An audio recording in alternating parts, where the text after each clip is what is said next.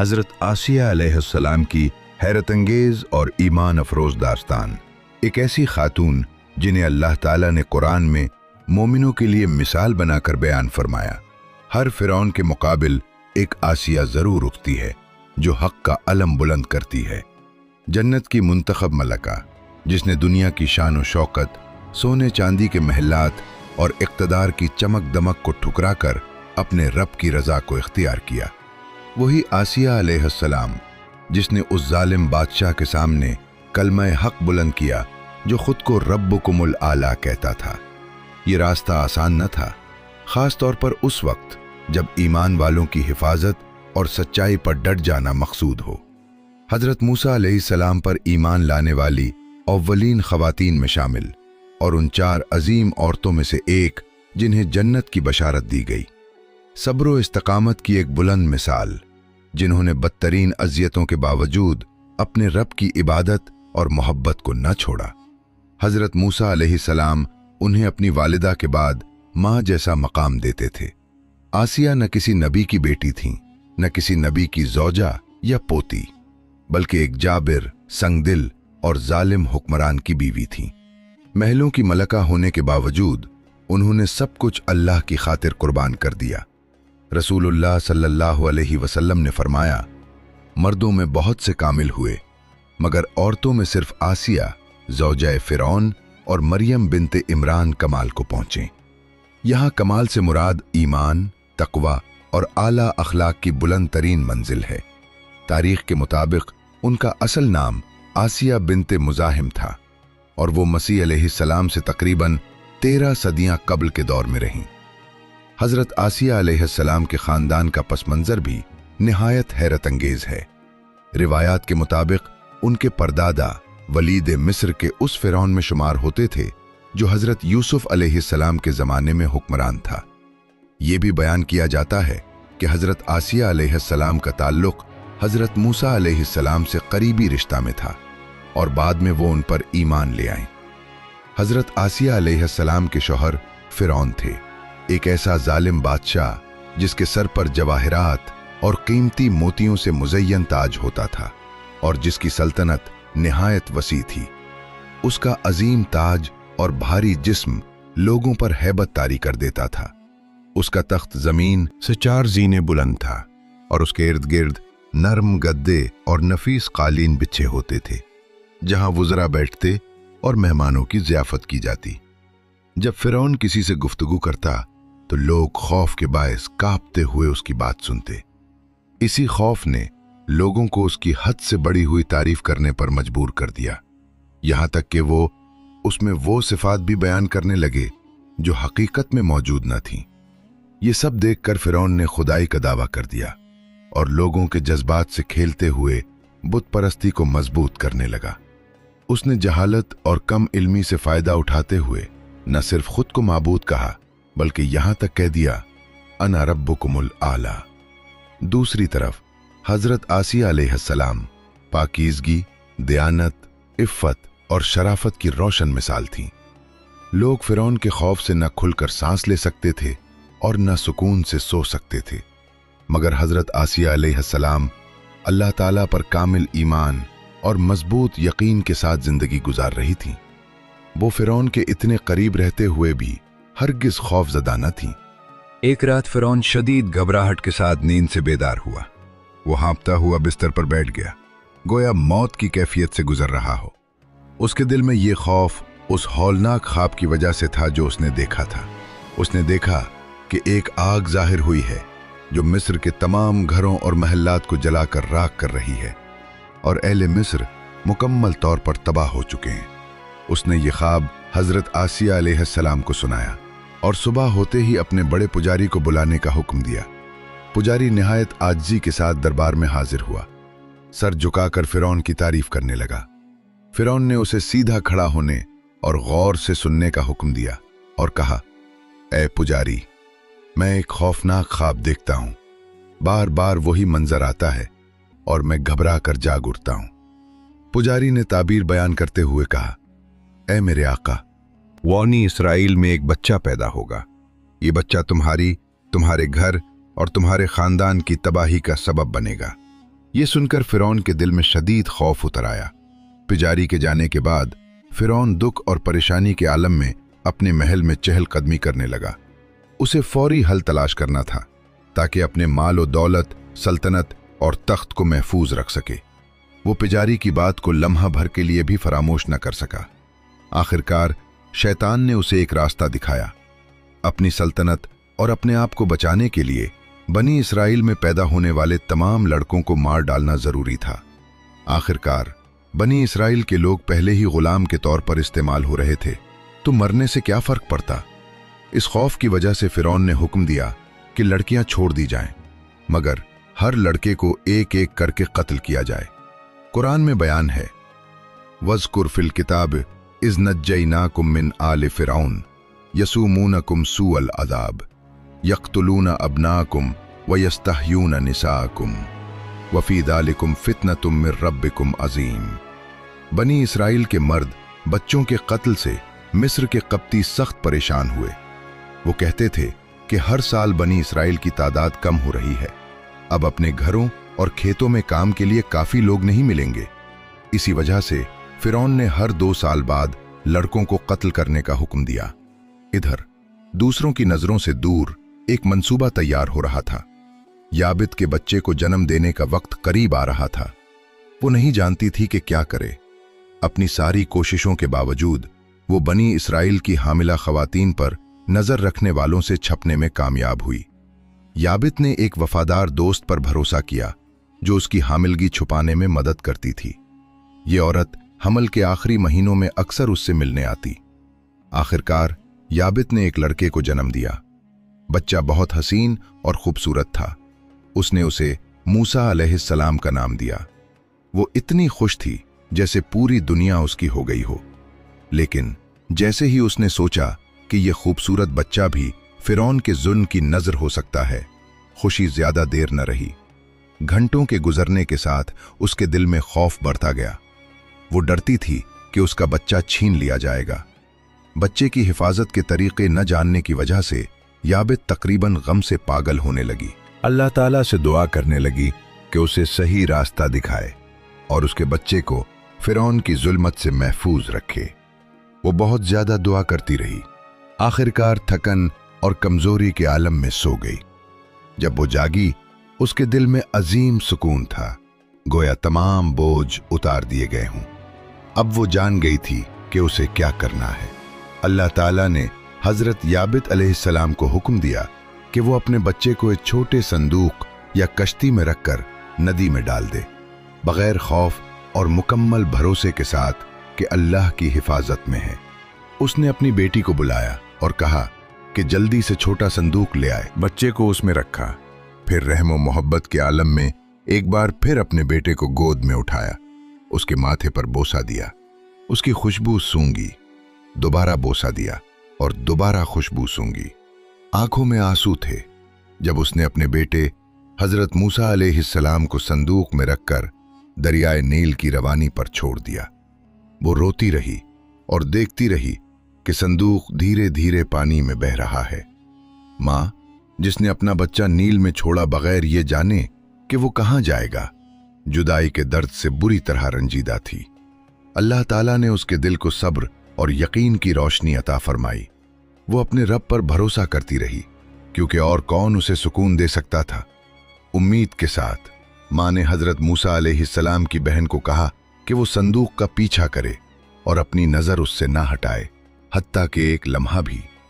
इस तरह ये मालूम हो सकता था कि नील की लहरें उसे कहाँ ले जाएंगी। इसी दिन फिरौन और हजरत आसिया अलैहिस्सलाम सुबह के वक्त नील के किनारे बैठे हुए थे। सूरज की रोशनी से लुत्फ अंदोज हो रहे थे और ठंडी हवा का मजा ले रहे थे। उनके इर्द गिर्द कई खादिम और महल के लोग मौजूद थे। अचानक हजरत आसिया अलैहिस्सलाम ने देखा कि कुछ किनारे की तरफ बह रहा है। जब वो करीब आया तो साफ नजर आया एक लकड़ी का संदूक।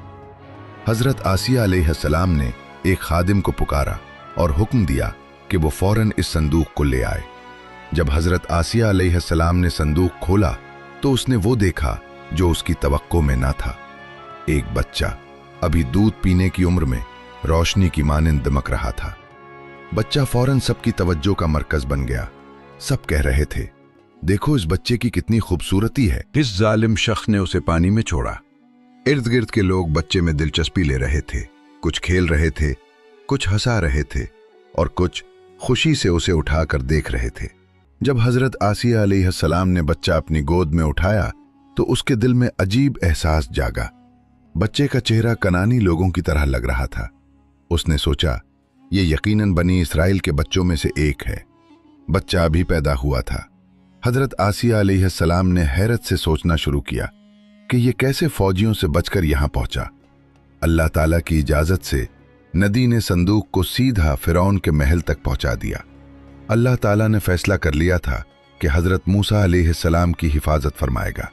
जो कुछ अल्लाह चाहता है वो जरूर होता है। जल्द ही हजरत आसिया अलैहिस्सलाम ये हकीकत अपनी आंखों से देखेंगी, मगर उस वक्त वो उससे गाफिल थीं। जब हजरत आसिया अलैहिस्सलाम ने बच्चा महल में लाया, फिरौन ने उसे कत्ल करने का इरादा किया, मगर हजरत आसिया अलैहिस्सलाम ने रुकवा दिया।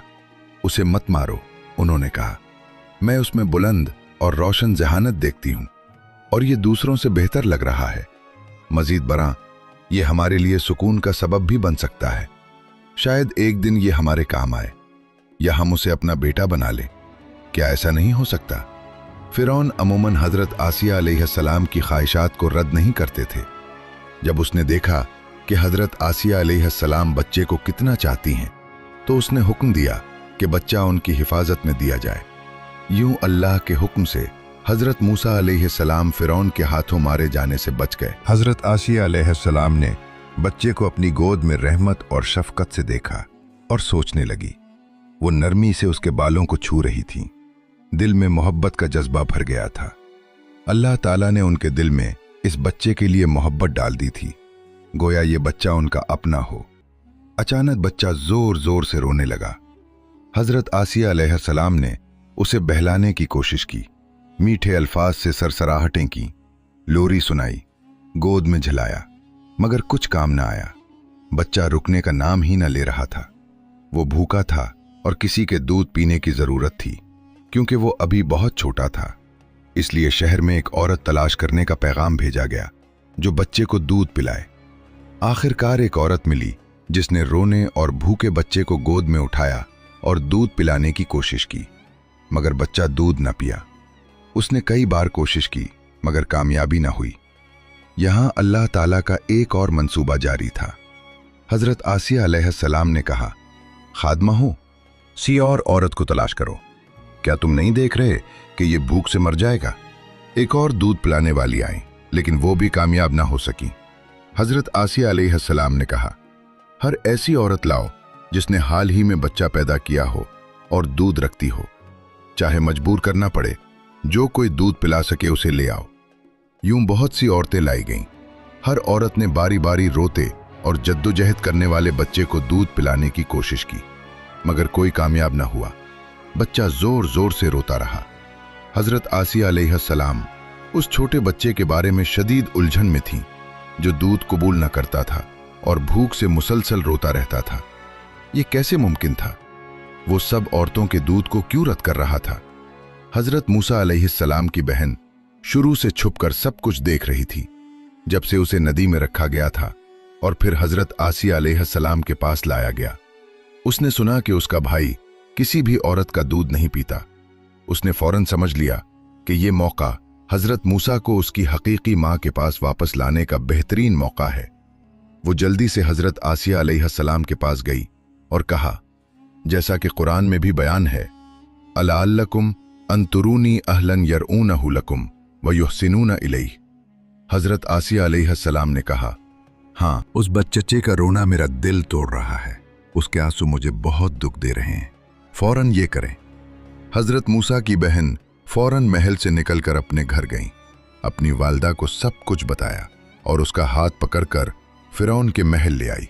हजरत आसिया अलैहिस्सलाम ने बच्चा उसकी मां हजरत याबित अलैहिस्सलाम के हवाले कर दिया। जैसे ही बच्चा अपनी मां की गोद में आया, रोना बंद हो गया और सुकूत तारी हो गया। मां की मोहब्बत और खुशबू से बच्चे ने अपना सर घुमाया और दूध पीने लगा।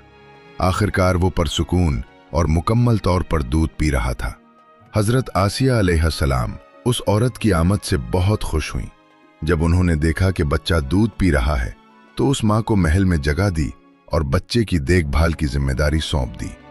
यूं हजरत मूसा की माँ रोजाना अपने बेटे को देख सकती थीं और परसुकून जिंदगी गुजार सकती थीं।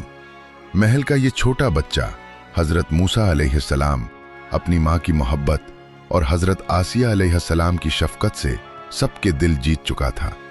जब हजरत मूसा अलैहिस्सलाम ने चलने की उम्र हासिल की, एक दिन फिरौन ने उसे गोद में उठाया तो हजरत मूसा ने उसकी दाढ़ी खींच दी। फिरौन उस पर इंतहाई गुस्से में आ गया और जहन में गहरे ख्यालात आए। वो हमेशा अपने माल, तख्त और सल्तनत खोने के खौफ में मुब्तला रहता था। शैतान ने उसके दिल में ख्याल डाला, ये बच्चा शायद वही है जो मेरे ख्वाब में आया था, जो मेरे तख्त और सल्तनत छीनेगा। उसने कहा, फौरी तौर पर फांसी के अहलकारों को बुलाओ, ये वही है। लेकिन हजरत आसिया अलैहिस्सलाम फौरन कूद कर बोली, ये छोटे बच्चे ने किस गुनाह के सबब मौत का मुस्तहिक है? फिरौन ने कहा, क्या तुमने नहीं देखा कि उसने मेरे साथ क्या किया और मुझे कैसे तमस्खुर किया? हजरत आसिया अलैहिस्सलाम ने कहा, यह तो सिर्फ बच्चा है, उसे कुछ मालूम नहीं। फिरौन ने कहा, नहीं, ये बच्चा मुस्तकबिल में मुझे तबाह कर देगा। हजरत आसिया अलैहिस्सलाम ने पुरसुकून लहजे में कहा, बराह करम दोबारा गौर करें, यह अभी बहुत छोटा है, अभी उसके अंदर कोई समझ बूझ नहीं थी। हजरत आसिया अलैहिस्सलाम ने कहा, आओ मैं तुम्हें साबित कर दूं।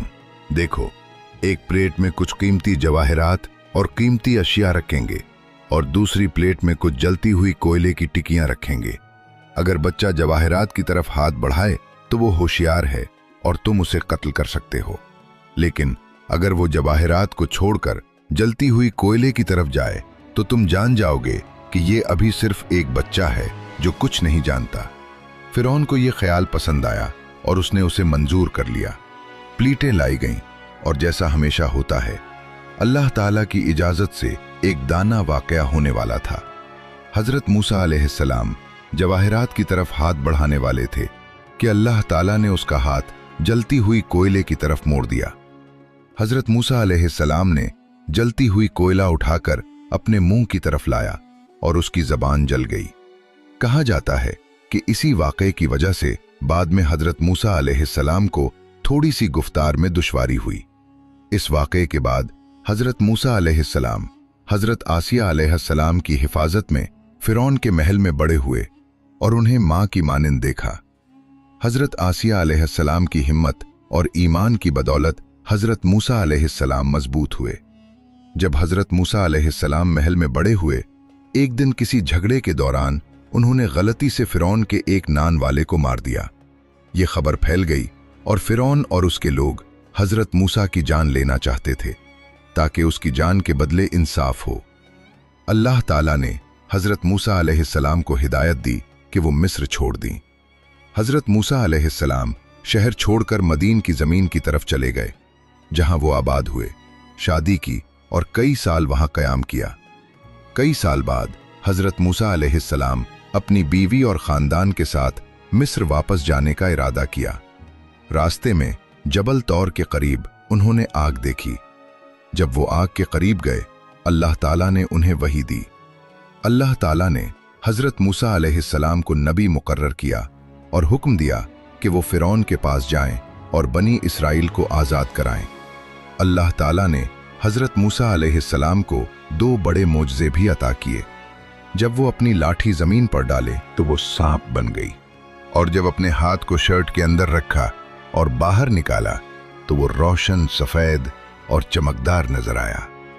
हजरत मूसा अलैहिस्सलाम अपने भाई हजरत हारून अलैहिस्सलाम के साथ फिरौन के महल गए, अल्लाह का पैगाम पहुंचाया और मोजज़े दिखाए।